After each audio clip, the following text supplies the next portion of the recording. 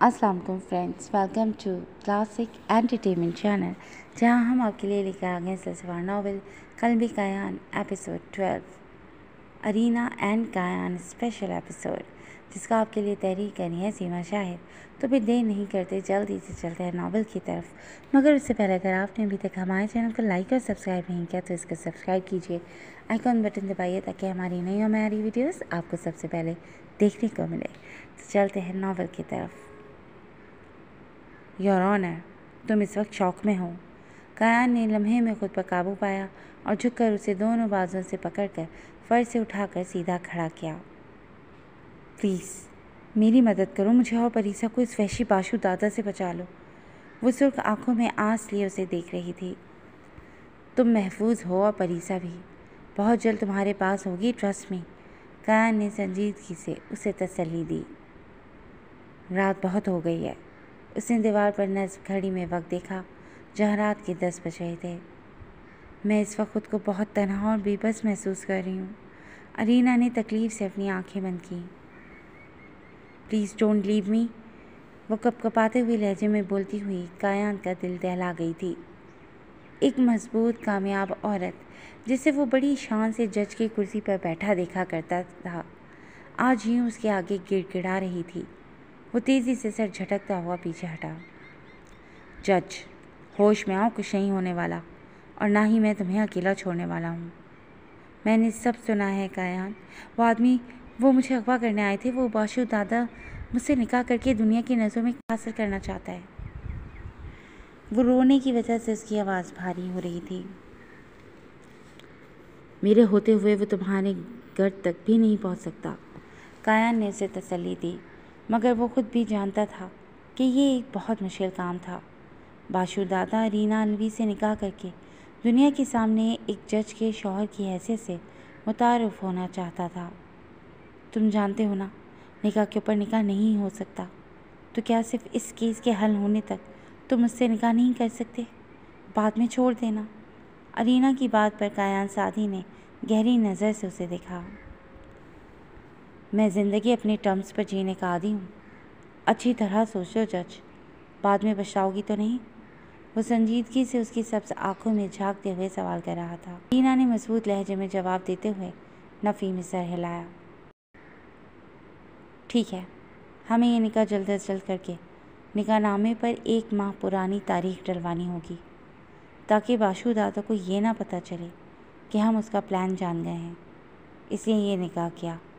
Kayan ने संजीदगी से कहा। मैं अभी क्लर्क जमशेद को कॉल करके इंतजामात करवाती हूँ। अरीना अलवी तेज़ी से फ़ोन की सिमत बढ़ी।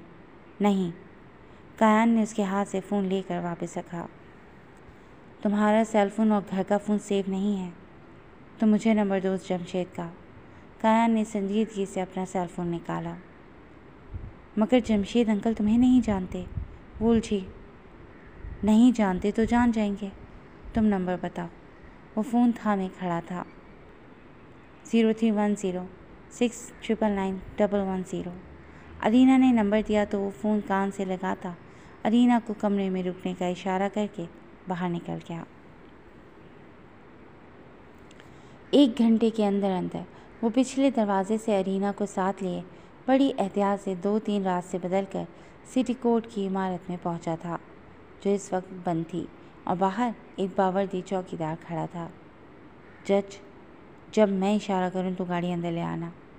वो कार की हेडलाइट्स ऑफ करता हुआ नीचे उतरा और एहतियात से दरख्तों की आड़ में सिक्योरिटी गार्ड की तरफ बढ़ा। चंद मिनट का खेल था। वो सिक्योरिटी गार्ड को पीछे से क्लोरोफॉर्म में डूबा हुआ रुमाल रख कर बेहोश कर चुका था। उसने बड़े आराम से गार्ड को इस तरह उसकी राइफल के सहारे कुर्सी पर बिठाया कि वो सर झुकाए बैठा हुआ सा लगने लगा था। गार्ड से फारिग होकर कायान ने चारों तरफ देखते हुए आगे बढ़कर लोहे का मेन दरवाज़ा खोला और अपने सेल फोन की लाइट से मखसूस इशारा करके अरीना को गाड़ी अंदर लाने का कहा। गाड़ी के अंदर आते ही उसने दरवाज़ा बंद किया और फिर फ़ोन निकाल कर जमशेद साहब को कॉल मिलाई।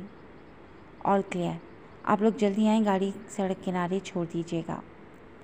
कुछ ही देर में अरीना के असिस्टेंट बुजुर्ग क्लर्क जमशेद साहब अपने जिगरी दोस्त रिटायर्ड वकील रहमान साहब और इस सिटी कोर्ट के रजिस्ट्रार 60 साला आतिफ साहब के साथ अंदर दाखिल हुए। अंदर चलें। कायान उन दोनों को साथ लिए गाड़ी के पास आया। दरवाज़ा खोलकर अरीना को उतरने का इशारा किया और उसे साथ लिए उन साहिबान के साथ अंदर रजिस्ट्रार ऑफिस में दाखिल हो गया। बिना कुछ कहे और सुने खामोशी से 1 माह पुरानी तारीख डालकर उन दोनों की कोर्ट मैरिज रजिस्टर्ड कर दी गई थी। फिर जमशेद साहब के इशारे पर रहमान साहब ने उन दोनों का शरई निकाह भी बढ़ा दिया था। अरीना बेटी, तुम परेशान मत होना, हम सब तुम्हारे साथ हैं। जमशेद साहब ने उसके सर पर हाथ रखा था। ये तीनों बुजुर्ग हजरात अपनी अपनी फील्ड के माहिरीन में से थे और कायान की दी गई मालूमात पर उन्हें भी यही हल बेहतर लगा था। इसीलिए रात गए सिटी कोर्ट में बमुश्किल 15 मिनट के अंदर ही ये काम कानूनी तौर पर अंजाम दिया गया था। रात 1 बजे के करीब अरीना कायान सादी को लिए घर वापस पहुंच चुका था। अरीना जहनी तौर पर बहुत ज़्यादा थक चुकी थी और सारी रात से ही वो अपने आंसुओं पर बंद बांधती हुई आई थी। वो थके कदमों से अपने बेडरूम की सिमत बढ़ रही थी जब उसे ज़ोर से चक्कर आया और वो लड़खड़ाई। आराम से। कायान ने आगे बढ़कर उसे सहारा दिया और उसे साथ लिए उसके बेडरूम में दाखिल हुआ। लाइट ऑन की और उसे सहारा देते हुए बेड तक लाया। बैठो। उसे बिठाकर वो साइड पर रखे जग की तरफ मुतवज्जा हुआ और ग्लास में पानी डालकर अरीना को दिया, जो खाली खाली नज़रों से उसे देख रही थी। ये पानी पियो। उसने गिलास अरीना के हाथ में थमाया। अरीना ने पानी का गिलास लबों से लगाया ही था कि बाहर लॉबी में हल्की सी धमक की आवाज़ सुनाई दी। उसका हाथ लरज़ उठा था और कायान वो तेज़ी से बाहर लपका और 2 मिनट बाद वापस कमरे में आया। कौन था? अरीना उसे देखते ही खड़ी हुई। कोई नहीं था। वह इत्मीनान से बोला कि जान चुका था वो डर रही थी। फिर वो आवाज़, अरीना के लहजे में खौफ था।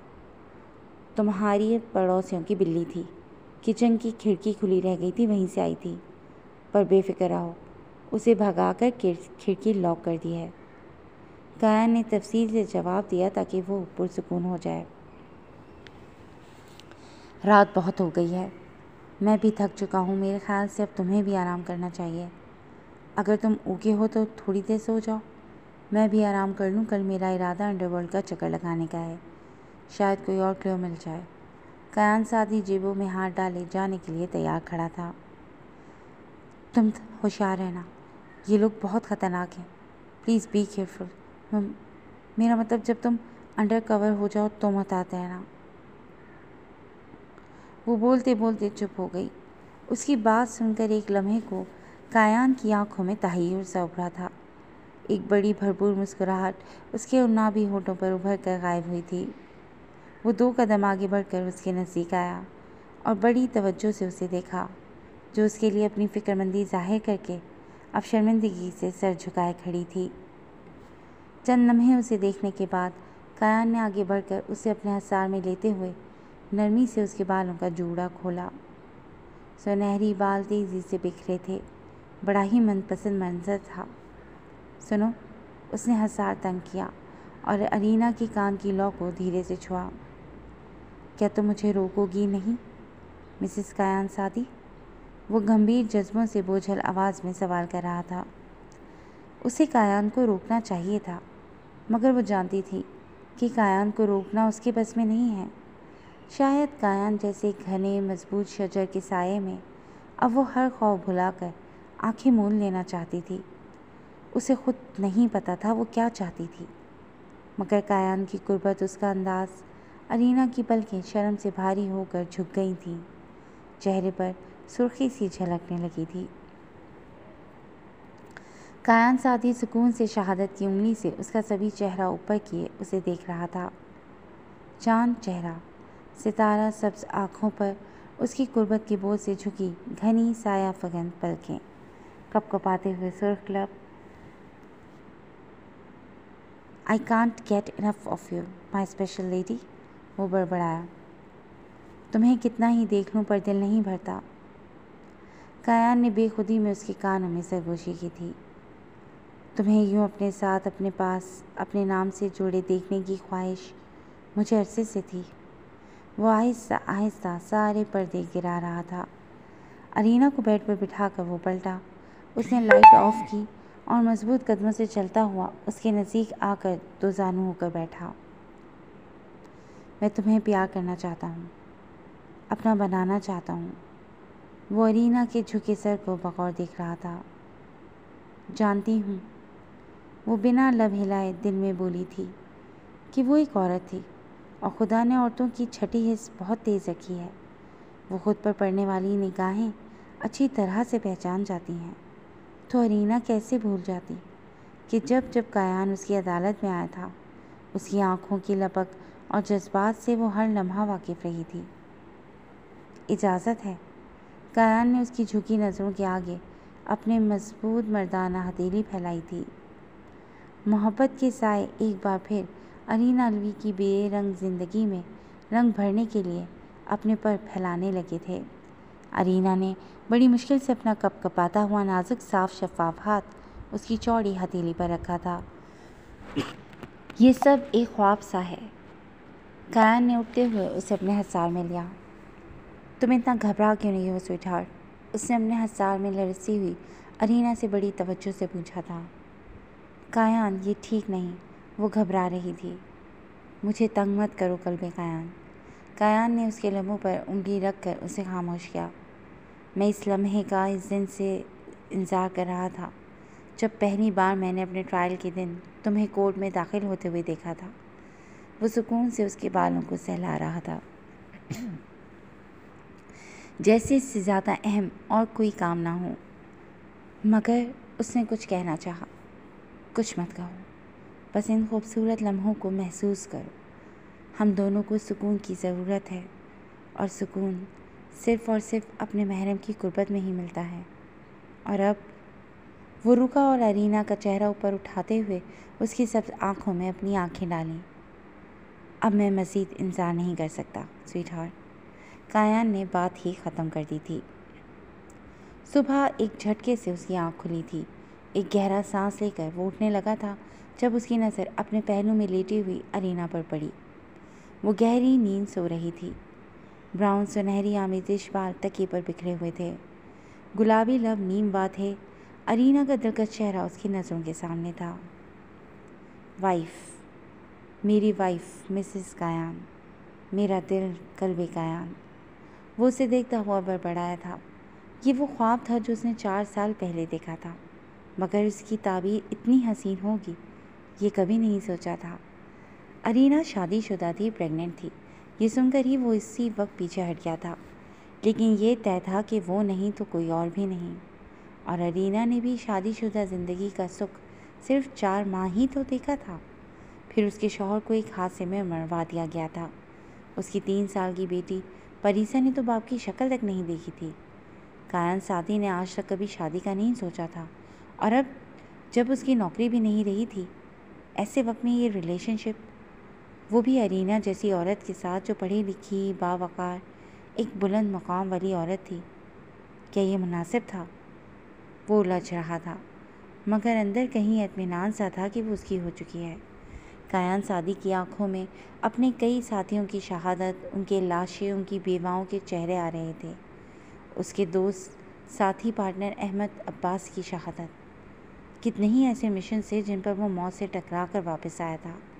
उसके जिस्म पर अनगिनत चाकू, गोलियों और ज़ख्मों के निशानात थे। वो सर झटकता हुआ दोबारा से अपने पहलू में सोई हुई अरीना की तरफ मुतवज्जा हुआ। यही तो ज़िंदगी है। उसने झुककर उसके माथे को लबों से छुआ। कल्बे कायान।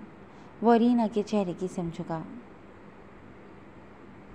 मुझे सब भुला दो, सारी बुरी यादें ख़त्म कर दो। मैं तुम्हारे साथ एक नई ज़िंदगी जीना चाहता हूँ।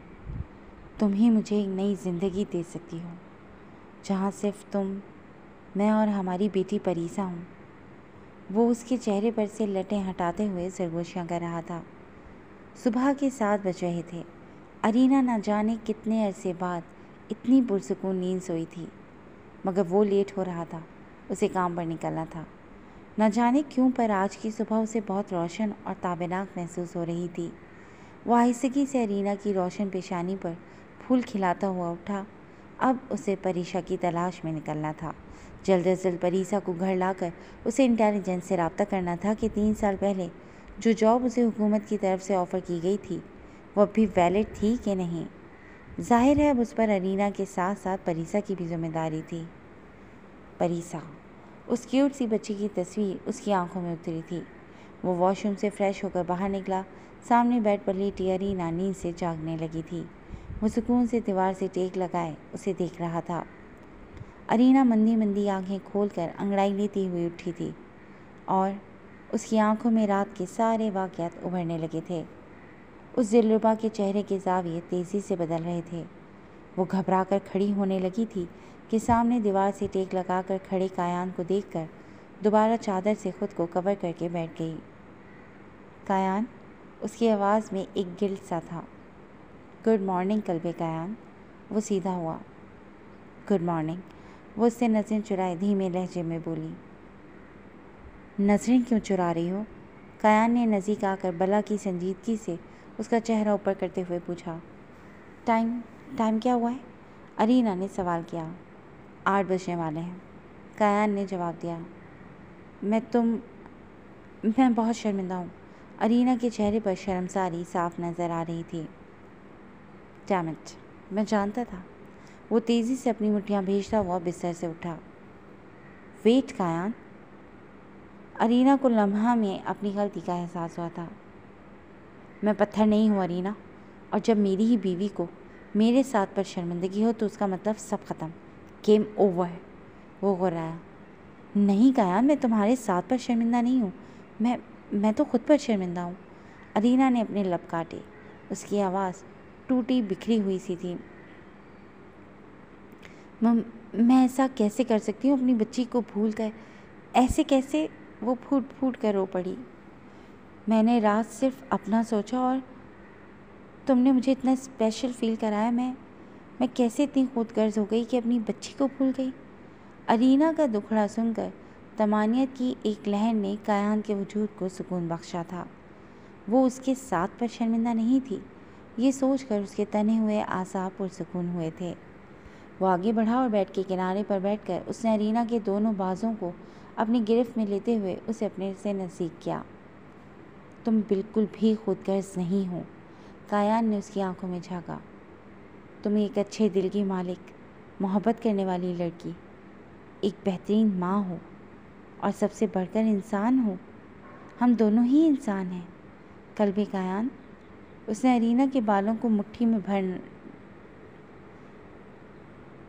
कर नज़दीक लाते हुए एक गहरी सांस भरी।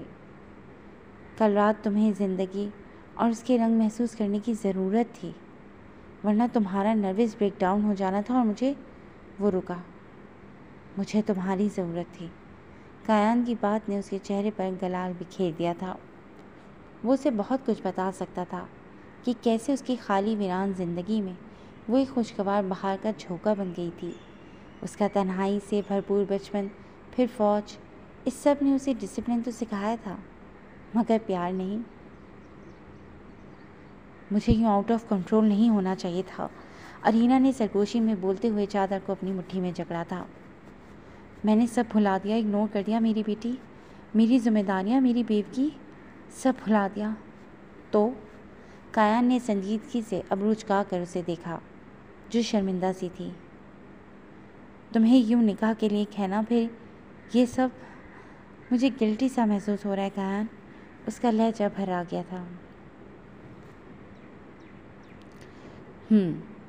तो तुम अपने इस गिल्ट की वजह से वो कंफर्ट, वो सुकून जो एक दूसरे की कुर्बत में हमने हासिल किया था, सब बर्बाद कर दोगी? कायान ने नरमी से सवाल किया। अगर मैं कहूँ कि मैं भी शर्मिंदा हूँ तो क्या तुम बेहतर फील करोगी? वो उसकी मुट्ठियों से चादर छुड़वा कर नरमी से उसकी हथेलियों को दबाते हुए सवाल कर रहा था। क्या तुम शर्मिंदा हो? अरीना ने बमुश्किल सवाल किया। रात हमारे दरमियान जो भी हुआ वो बहुत खूबसूरत था। एक अहद था, एक पाक रिश्ते को निभाने का अहद, वफ़ा का अहद, एक मुस्तकबिल की बुनियाद तुम्हारे परीसा और मेरे मुस्तकबिल की मजबूत बुनियाद। इतनी उदास मत हो कल्बे कायान। उसने अरीना के चेहरे को ऊपर उठाया। बाशु दादा, अब तुम्हारे नज़दीक आना तो दूर की बात, तुम्हें नुकसान पहुंचाने की सोच भी नहीं सकता। वो अब इतना भी पावरफुल नहीं है। हम उसे आसानी से हरा सकते हैं और अपनी बेटी को भी वापस लाएंगे। उसने अरीना की आंखों पर अपने लब रखकर आंखें मूंद ली थीं। जी फ्रेंड्स, आज के लिए बस इतना ही। कैसी लगी आपको ये एपिसोड और इसमें आने वाला ये ट्विस्ट? यकीनन पसंद आया होगा तो जुड़े रहिएगा क्लासिक एंटरटेनमेंट चैनल के साथ, जहां बहुत जल्द हम एक नई एपिसोड लेकर हाजिर होंगे। Till then take care and अल्लाह हाफ़िज़।